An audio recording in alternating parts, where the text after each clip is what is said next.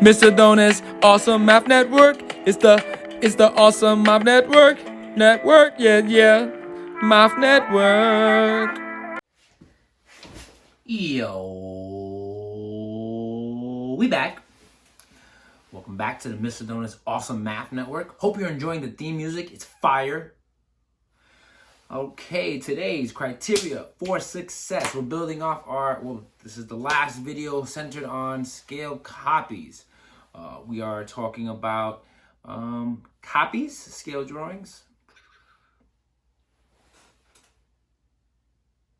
Yo, we back. I was in the chair the whole time, never left. Changed the gear. Okay, today is our third and final video centered on the concept of scale copies. Today we're talking about scale drawings and their real-world counterparts, which leads us to our criteria for success. We will know we are successful. We can use a scale drawing to identify real-world measurements. Plickety plow, let's look at one. Okay. A scale drawing of a rectangular park is 5 inches wide and 7 inches long. Okay, we have that and symbol, that means and. The actual park is 280 yards long. What is the area of the actual park in square yards? Lot to unpack here. Let's pull out our trusty highlighter. Okay. Let's highlight scale drawing. Okay, we know we're dealing with a copy. 5 inches wide and 7 inches long. The actual park is 280 yards long. What is the area of the actual park? So, a lot to unpack here, as we said. An area of a rectangle, just to get it out of the way, is length times width. So a lot of people just, if this was a multiple choice question, probably would have rushed to do 5 times 7, multiply 5 by 7 and get 35. I don't know about you, but this is a really tiny park. I mean, who's playing in it? Is it a park for ants? It's too small. This is a scale drawing, and it says it. This is a scale drawing. What we have to find is, in the scale drawing, what parts of the actual park does it correspond to? It says the actual park is 280 yards long. And shout out to my wonderful co-teacher who so eloquently put donuts that the way to remember is that the length is the longest side. So if 280 yards is the longest side in the real park, I gotta ask myself, what's the longest side on the drawing? And 7 is more than 5. So 7 corresponds with 280 yards. You know what? Let me draw this in a way that's going to help us out a little bit later. 280.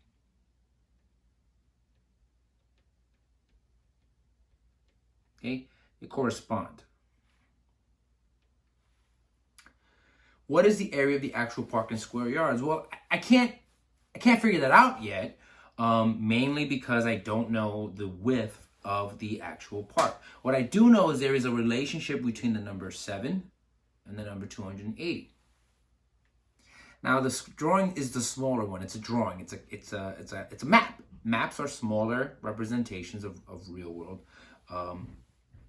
objects. So what I'm going to do actually is I'm going to make a think box over here. And I'm going to tell myself I have 7 inches and I'm getting to 280.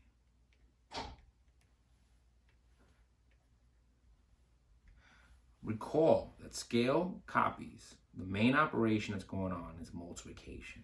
So what I'm saying here is 7 times a number that we don't know yet. Okay, I'm going to use a question mark. I know a lot of my students out there might be saying, use a variable, use a variable. I'm going to use a question mark for now because there's some people out there that may not be familiar with variables yet. Which also tells me that whatever number I'm multiplying 7 by to get 280 is going to give me the number I need over here, the matching width.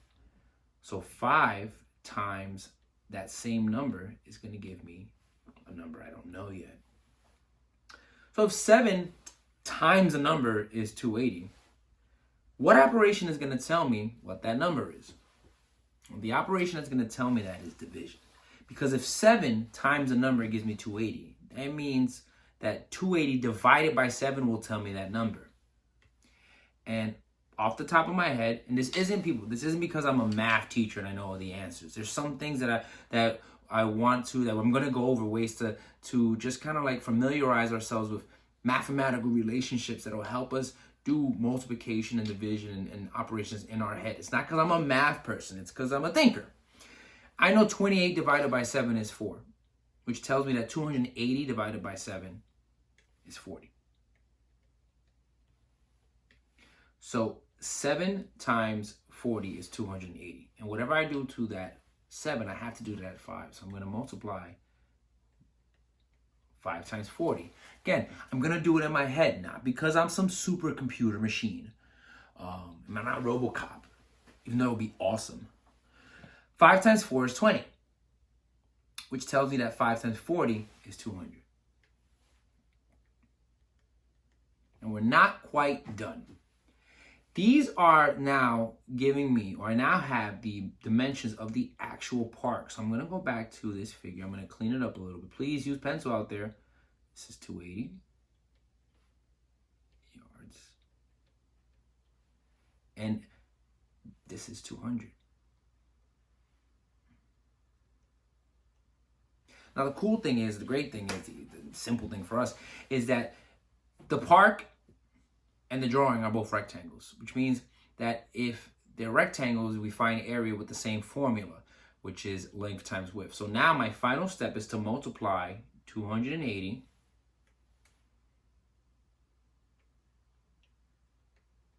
times 200. And that's going to give me 56,000 yards square.